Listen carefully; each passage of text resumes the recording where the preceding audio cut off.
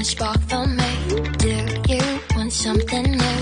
You lovers one dream different from others. Do you know? I don't have a secret, even if behind my heart comes to you. Hold a regret.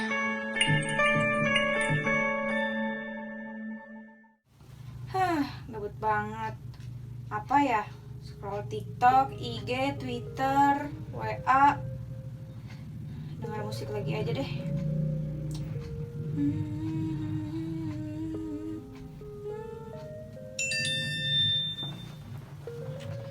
Siapa sih ini? Doi bukannya? Pak Syahrul?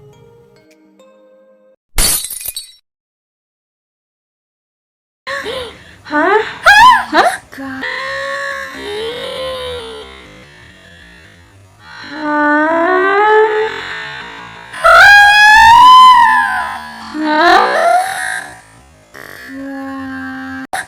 Demi apa sih disuruh bikin video? Wah, bakal seru nih. Aduh, memoriku habis. Video lagi. Aduh, pedagogi kan banyak banget materinya. Mana bikin naskahnya aja bisa sampai 1 sampai 2 hari. Belum harus begadang pas malam. Kenapa sih aku setiap pembelajaran itu bukan yang ngulang, jadi kan keteteran kayak gini. Tapi gak apa-apa deh. Demi mendapatkan nilai yang maksimal, aku rela begadang.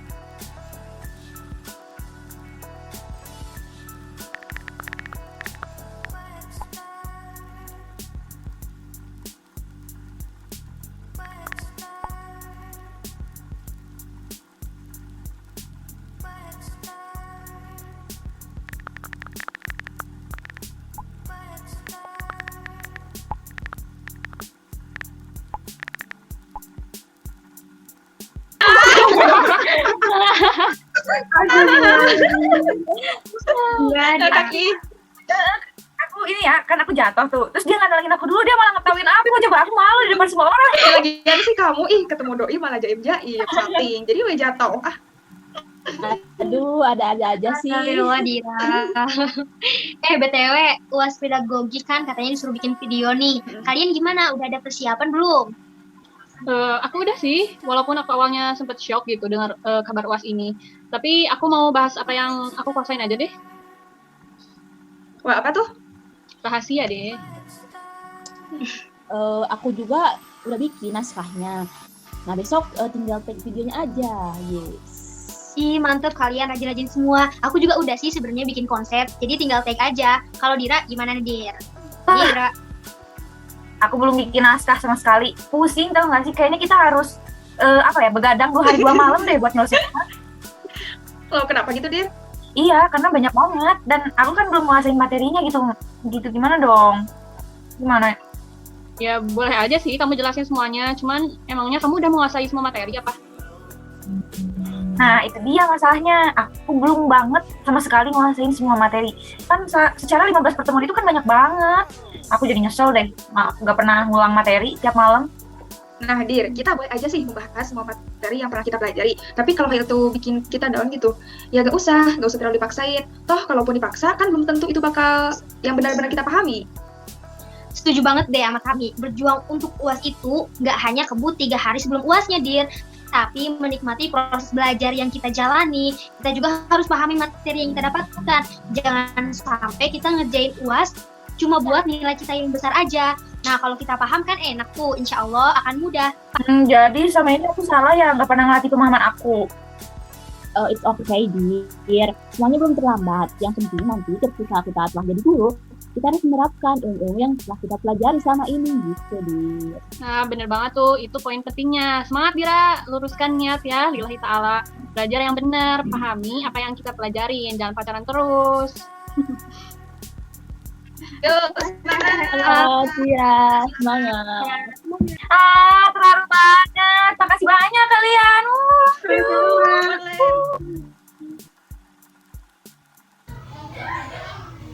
Seperti yang kita ketahui bahwa pedagogik merupakan ilmu yang mempelajari tentang bagaimana caranya mengajar. Termasuk di dalamnya seperti melatih, mendidik, maupun mengatur. Jadi, mata kuliah pedagogik ini mengajarkan kita untuk dapat menguasai hal-hal tersebut. Ilmu ini dapat dipelajari oleh semua orang dan juga dapat berkembang sesuai dengan kebutuhan zaman. Pedagogik ini juga dapat diterapkan di berbagai lingkungan, mulai dari lingkungan keluarga, sekolah, dan juga masyarakat. Banyak yang mengatakan bahwa sekolah pertama seorang anak ialah keluarga, dan hal itu benar adanya. Sesuai dengan Undang-Undang RI tentang Sistem Pendidikan Nasional Nomor 20 Tahun 2003 Bab 1 Pasal 1 Ayat 13, pendidikan informal adalah jalur pendidikan keluarga dan lingkungan. Menurut Ki Hajar Dewantara, beliau mengungkapkan bahwa suasana keluarga merupakan tempat yang sebaik-baiknya untuk melakukan pendidikan orang-orang atau individu maupun pendidikan sosial. Oleh karena itu, pedagogik berperan penting dalam lingkungan keluarga agar fungsi keluarga sebagai sekolah pertama bagi anak dan pendidikan informal dapat terwujud dan berjalan dengan baik dan benar.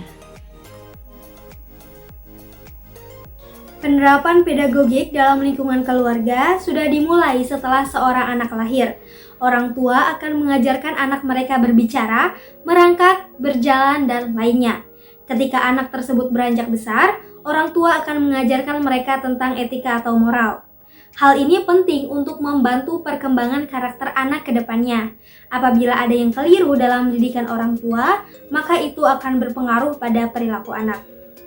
Contohnya, apabila orang tua sering melarang anaknya untuk melakukan banyak hal, seperti membantu ibu memasak dan merapikan kamar sendiri, apalagi sampai memarahi anaknya karena hal itu, sebab orang tua takut bahwa anak akan melakukan kesalahan, maka anak bisa menjadi pribadi yang pemalu, rendah diri, dan penuh rasa bersalah. Menurut Ki Hajar Dewantara, pendidikan dimaknai sebagai segala pengaruh dari siapapun, dari apapun, dan dari manapun datangnya yang bersifat positif bagi kemajuan seseorang.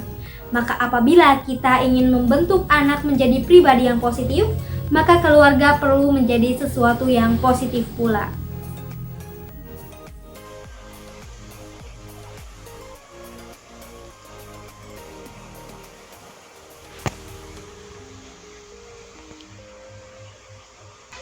Dalam lingkungan sekolah, tentu saja pedagogik menjadi hal penting yang wajib ada di sekolah.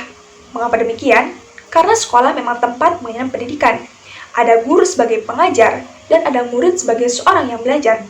Tapi walaupun kedudukannya seperti itu, pendidikan yang baik tidak hanya sebagai proses satu arah, melainkan proses dua arah. Istilah lainnya adalah dialogis. Inilah yang diusulkan oleh Paulo Freire melalui pedagogik kritisnya. Beliau tidak menginginkan pendidikan gaya bank atau banking system, di mana guru hanya menjelaskan dan murid hanya mengiyakan apa yang dikatakan oleh guru seperti layaknya robot. Freire ingin proses belajar mengajar itu berjalan secara demokratis. Siswa dapat menyampaikan apa yang ingin dia sampaikan, entah dengan cara bertanya maupun dengan cara menyanggah. Dengan hal ini, kreativitas siswa akan terasah dan terus berkembang. Dan disinilah akan tercipta pula proses memanusiakan manusia.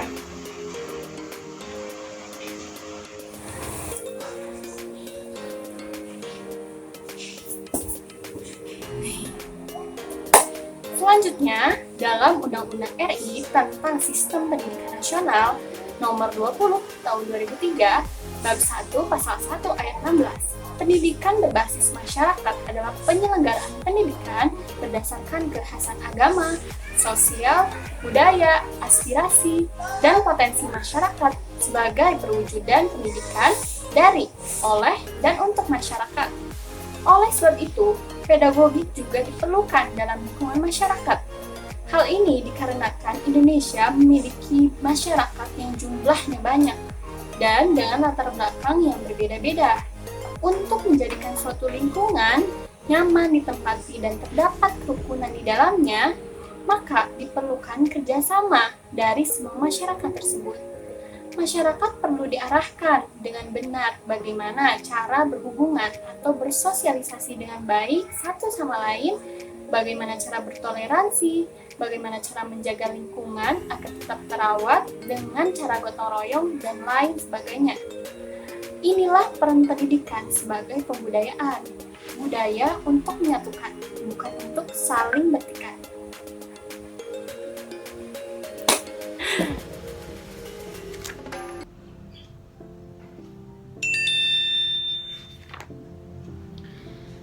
Dinda, Gimana, Dir? Tidur gak 2 malam kemarin? Aku ingetin lagi ya, belajar itu gak cuma mendekati UAS, dan gak cuma untuk nilai, tapi belajar itu setiap saat. Pendidikan itu memerdekakan pikiran kita, membuat kita berpikir bagaimana cara mengalahkan rasa malas, bagaimana cara membantu orang yang kesulitan, bagaimana mengkritisi perbuatan yang salah dan mencoba memperbaikinya dengan cara yang benar, serta berpikir bagaimana memajukan pendidikan di Indonesia. Semangat Dira, jangan pacaran terus ah.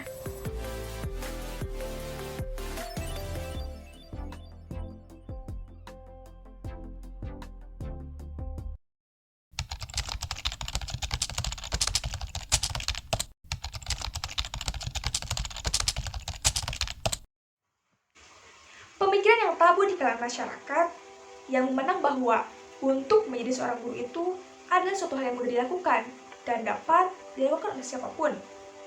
Nah, pandangan seperti itu dapat dikatakan keliru. Mengapa demikian? Karena setelah saya mempelajari mata kuliah pedagogik, banyak sekali hal yang diperhatikan oleh seorang guru sebagai calon pendidik bagi generasi masa depan.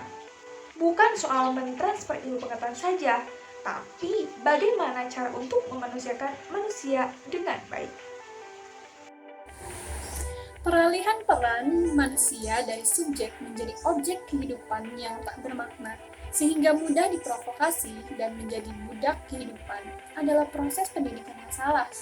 Dalam ilmu pedagogi, pendidikan sejatinya mampu memanusiakan manusia yang hidup dalam kehidupan yang penuh harap dan menjadi dirinya sebagai diri sendiri. dengan mempelajari pedagogik, saya menjadi paham bahwasanya mendidik itu merupakan upaya untuk melahirkan manusia yang dapat memahami perannya sebagai subjek kehidupan yang merdeka dan juga berpikir kritis tentang hidup dan juga kehidupannya. Tak sedikit guru-guru hanya memberikan teori-teori yang nanti akan dihafalkan lalu diujikan oleh siswa. Hal tersebut sebenarnya memutuskan kreativitas berpikir siswa. Nah, dalam ilmu pedagogik, saya menyadari bahwa hal tersebut sangat tidak layak disebut dengan mendidik. Kemampuan seorang guru menjadi tolak ukur bagaimana hasil pendidikan siswa. Dalam ilmu pedagogik, banyak sekali multi perspektif untuk mendidik siswa dengan beradaptasi terhadap perkembangan zaman tanpa menghilangkan kebudayaan yang ada. Beberapa di antaranya ialah pedagogik berbasis kearifan lokal, pedagogik kritis, pedagogik multiliterasi, ekopedagogik, teknopedagogik, dan pedagogik futuristik.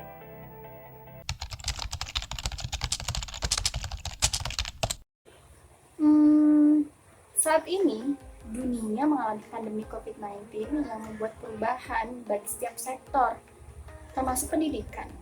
Kegiatan belajar mengajar yang semula dilaksanakan dengan tatap maya harus beralih menjadi pembelajaran jarak jauh dengan menerapkan kegiatan belajar dari rumah atau BDR. Dengan perubahan tersebut, terdapat tantangan dan kesulitan yang dialami para pelajar dan mahasiswa. Bagi mahasiswa, teknologi bukan lagi hal asing.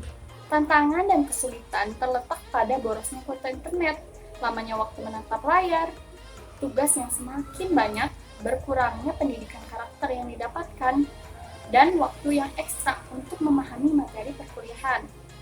Keadaan tersebut hampir sama dengan pelajar jenjang SMA, SMP, dan SD. Secara umum, di masa kini, para pelajar terakrab dengan teknologi dan internet, terutama para pelajar yang berdomisili di kota besar. Namun, apakah semua pelajar SD, SMP, SMA memiliki fasilitas tersebut? Jawabannya tentu tidak. Banyak pelajar yang kesulitan untuk mendapatkan akses internet di wilayahnya atau bahkan kesulitan untuk membeli gadget yang digunakan dalam pembelajaran jarak jauh. Faktor utama dari hal tersebut adalah masalah ekonomi dan juga wilayah yang tidak terjangkau oleh sinyal.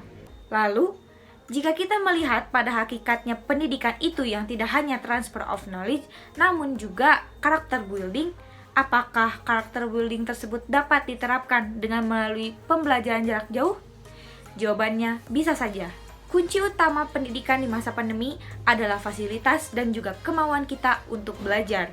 Keterbatasan fasilitas membuat hal ini agaknya sulit untuk diterapkan dan juga dibelajarkan oleh guru kepada anak didiknya. Selama pandemi COVID-19 ini, para pelajar terutama jenjang sekolah dasar banyak yang hanya diberikan tugas saja oleh guru-gurunya tanpa ada interaksi dengan guru-gurunya. Meskipun pemerintah telah sebaik mungkin mengeluarkan kebijakan tentang pelaksanaan belajar di rumah agar tujuan pendidikan itu tetap terlaksana dengan baik, tapi pada kenyataannya kebijakan tersebut tidak sepenuhnya dilaksanakan dan diterapkan oleh sekolah-sekolah di seluruh wilayah Indonesia. Tentunya hal tersebut menambah kesan miris bagi pendidikan di Indonesia saat ini. Melihat bahwa pengetahuan siswa saja belum tentu mereka kuasai, apalagi karakter yang akan dikembangkan melibatkan aspek afektif dan psikomotor siswa.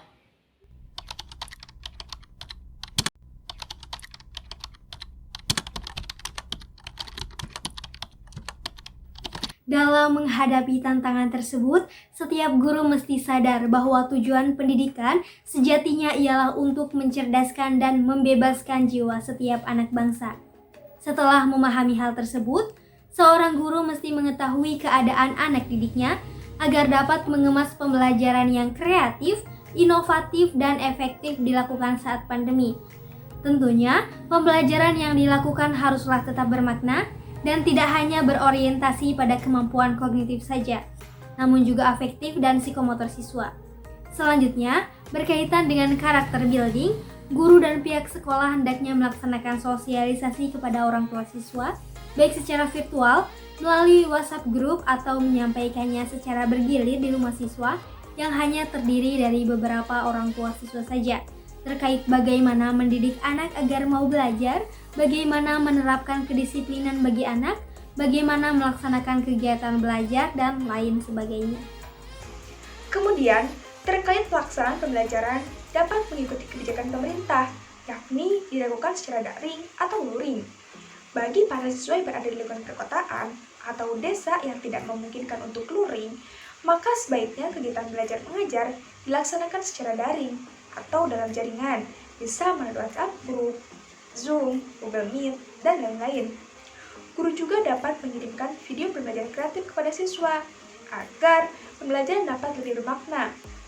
Adapun untuk para pelajar yang berada di daerah terpencil atau tidak memungkinkan bisa melaksanakan dengan daring, maka bisa dengan memanfaatkan media belajar seperti televisi untuk menonton program belajar dari rumah TVRI, radio, modul belajar bergambar, atau bahkan guru juga dapat mengunjungi rumah siswa untuk belajar dengan berkelompok secara bergilir. Tak hanya itu, guru juga hendaknya melatih pengetahuan dan keterampilan siswa dalam bidang spiritual dan sosial, misalnya dengan catatan sholat atau catatan amal harian siswa. Terakhir, untuk mendongkrak semangat siswa, guru juga dapat menghadiahkan sesuatu bagi siswa yang berhasil memenuhi kriteria tertentu. Untuk itu, kita sebagai calon guru masa depan haruslah memiliki niat yang lurus dan tekad yang kuat untuk memajukan pendidikan di Indonesia. Dibuktikan dengan kesungguhan kita dalam belajar, salah satunya untuk memahami konsep pedagogik dan bertekad menerapkannya dalam perjuangan yang sesungguhnya. Semangat untuk Para calon pendidik Karena Indonesia Membutuhkanmu merdeka.